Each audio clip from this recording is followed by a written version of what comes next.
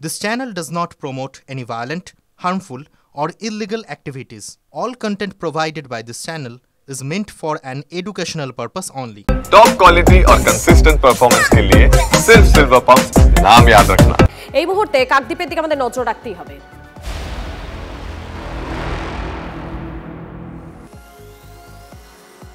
আপনাদেরকে শুরুতেই কাকদ্বীপের কথাটা বলছিলাম। কেন কাকদ্বীপের কথা বলছি? কেন না কাকদ্বীপে ভুয়ো ভোটার কাণ্ডে এবারে জড়িয়ে গেল এক ডাক কর্মীর নাম।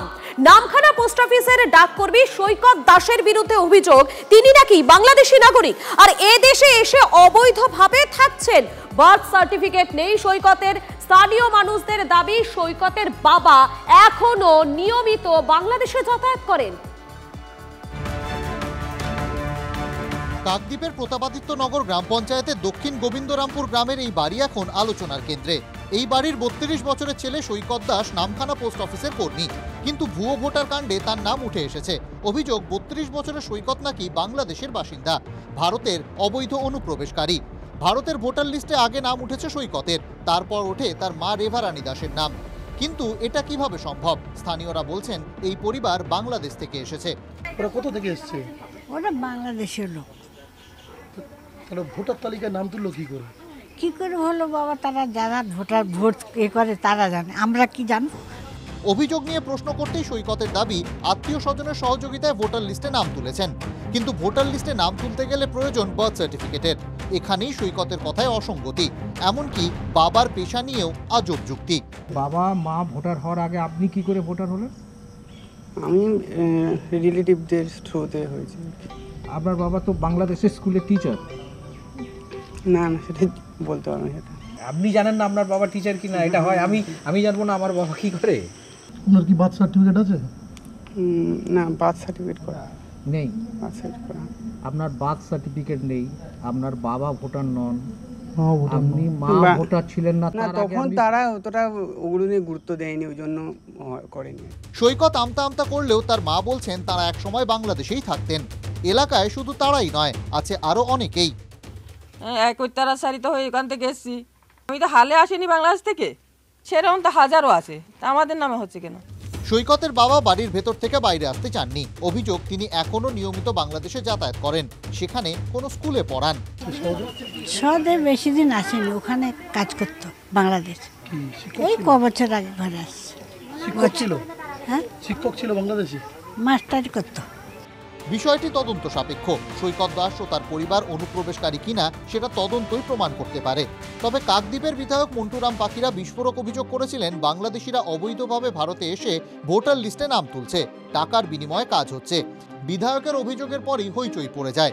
এবার এফআইআর দায়ের করে শুরু হলো তদন্ত। ৩ সরকারি আধিকারিকের বিরুদ্ধে দায়ের হয়েছে এফআইআর। হারুট পয়েন্ট কোস্টাল থানায় এফআইআর কাকদ্বীপের মহকুমা শাসকের। এফআইআর হয়েছে কাকদ্বীপ এসডিও অফিসের অ্যাসিস্ট্যান্ট সিস্টেম ম্যানেজার, নামখানা ব্লকের সমবায় অধিকর্তা তথা নির্বাচনী অফিসার ইনচার্জ ও নামখানা ব্লকের অফিসের নির্বাচনী ক্লার্কের বিরুদ্ধে। রোহিঙ্গা মুসলমানদের নাম তুলেই তুলিয়েছে এখানকার প্রশাসন, আইপ্যাক তৃণমূলের ভোট করানোর জন্য। ঢুকলোটা কি করে, এর জবাব তো কেন্দ্রীয় স্বরাষ্ট্র মন্ত্রককে দিতে হবে। এদিকে নদিয়ার ভারত বাংলাদেশ সীমান্ত থেকে 10 বাংলাদেশকে গ্রেফতার করল ধানতলা থানার পুলিশ।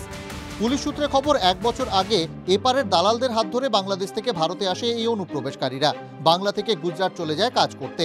পেহেলগাঁও কাণ্ডের পর ধরপাকড় শুরু হতেই বাংলাদেশ ফেরার চেষ্টা করছিল এরা, তখনই গ্রেফতার পুলিশের হাতে। Bureau report, TV9 Bangla.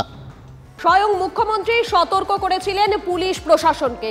সেই সতর্কবাণীর পরই ধরপাকড় শুরু বাঁকুড়াতে। সেখানে জনমত সমীক্ষার আড়ালে ভোটারদের তথ্য সংগ্রহ।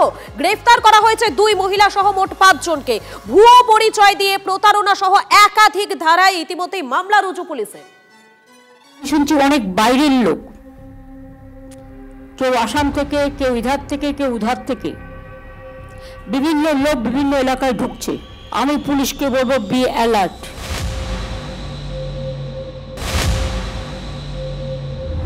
জনমত সমীক্ষার নামে বাড়ি বাড়ি গিয়ে তথ্য সংগ্রহের ছক। রাজ্য শাসক দল দলের নেতাকর্মীদের সতর্ক করে রীতিমতন সার্কুলার জারি করেছে। ভোটারদের বাড়ি বাড়ি গিয়ে তথ্য হাতানোর চেষ্টা চলছে। কয়েকদিন আগে স্বয়ং মুখ্যমন্ত্রী উত্তরবঙ্গের প্রশাসনিক বৈঠকে পুলিশকে অ্যালার্ট করেছেন। এরপরেই সক্রিয় পুলিশ। বাঁকুড়া শহরে জনমত সমীক্ষা করতে গিয়ে গ্রেপ্তার 2 মহিলা সহ 5 জন। বাঁকুড়া শহরে 15 নম্বর ওয়ার্ডে বাড়ি বাড়ি ঘুরছিলেন 5 জন। বিষয়টি নজরে পড়তেই তৃণমূলের ওয়ার্ড কমিটির সম্পাদক খবর দেন বাঁকুড়া সদর থানায়। পুলিশ এসে ওই 5 জনকে প্রাথমিক জিজ্ঞাসাবাদের পর গ্রেপ্তার করে। পুলিশ সূত্রে খবর, অভিযুক্তরা দাবি করেন হরিয়ানার একটি সংস্থার হয়ে তারা সমীক্ষা করছেন। পুলিশের দাবি, জনমত সমীক্ষার নামে ভোটার কার্ড, আধার কার্ডের ফটোকপি নিচ্ছিলেন অভিযুক্তরা। ব্যাংক অ্যাকাউন্ট খুলে দেওয়ার নাম করে তথ্য সংগ্রহ করছিলেন। আমাদের এলাকায় এসে সার্ভে করছিল, নানা রকম ভোটার কার্ড, আধার কার্ড তথ্য চাইছে। আমাদের দিয়ে যখন জিজ্ঞাসাবাদ করি, আমাদের এলাকা থেকে খবর দিয়ে আপনাদের কাছে কোনো পারমিশন আছে লোকাল আমাদের প্রশাসনকে জানিয়েছেন, মানে কাউন্সিলর বা চেয়ারম্যান বা থানার থেকে কোনো পারমিশন আছে? তার কোনো রকম পারমিশন কপি দেখাতে পারে।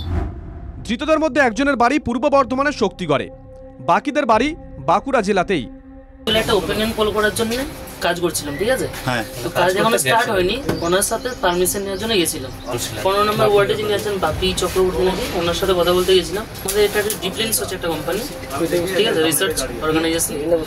আমাদের বাড়ি হচ্ছে সোনামুখ। তাহলে পুলিশ কেন অ্যারেস্ট করলো আপনাদের? সেটা আমরা এখন বলতে পারছি না। পুলিশের দাবি, অভিযুক্তরা যেই সংস্থার কর্মী বলে দাবি করছেন সেই সংস্থার হদিশ এখনো পর্যন্ত মেলেনি। অভিযুক্তদের আরও জেরা করার জন্য নিজেদের হেফাজতে চায় পুলিশ। বাঁকুড়া জেলা আদালত ধৃতদের 2 দিনের পুলিশি হেফাজতে রাখার নির্দেশ দিয়েছে। বাঁকুড়া থেকে হীরক মুখোপাধ্যায়ের রিপোর্ট, TV9 বাংলা। ক্লাস 10 ও ক্লাস 12 এর পরীক্ষা শেষ, রেজাল্ট আউট। এরপর কি পড়বেন, কোথায় পড়বেন, সুযোগ সন্ধান এখন হাতের মুঠোয়। TV9 বাংলা এডুকেশন এক্সপো 2025, কলকাতার সবচেয়ে বড় এডুকেশন এক্সপো। ডিগ্রি না ডিপ্লোমা, কোন কোর্স করবেন, কিভাবে প্ল্যান করবেন নিজের ক্যারিয়ার, সব প্রশ্নের উত্তর একটাই। TV9 Bangla education expo.